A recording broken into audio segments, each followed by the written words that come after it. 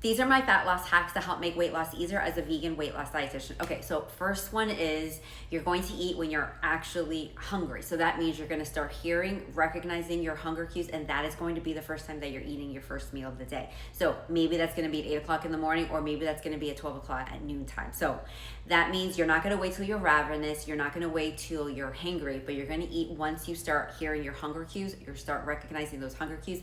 That is going to be your first meal, and your very first meal of the day, you're going to want to make sure that it's high protein. So I would recommend anywhere between 20 to 35 grams of protein and high fiber. That way you will stay full for hours. At least 4 hours is the goal. That also means that your lunch is going to be a little bit later, your dinner is going to be a little bit later, and maybe you can even completely omit a snack in there. Second one is you're going to be walking as much as possible. That means if you're on work calls, you're going to be pacing back and forth. You're going to take the stairs instead of taking the elevators. You're going to park your car as far as possible to get to your final destination.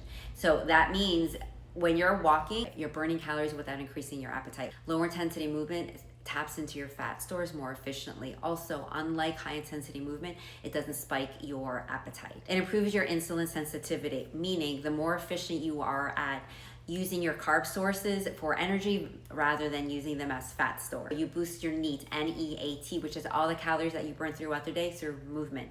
The more you walk, the more energy is being burned throughout the day without the extra stress of extra workouts. Making sure you're getting between 7 to 8 hours of sleep every single night is going to be really effective for fat loss. Naturally eat less, your cravings go down, your cortisol stress hormone is in check.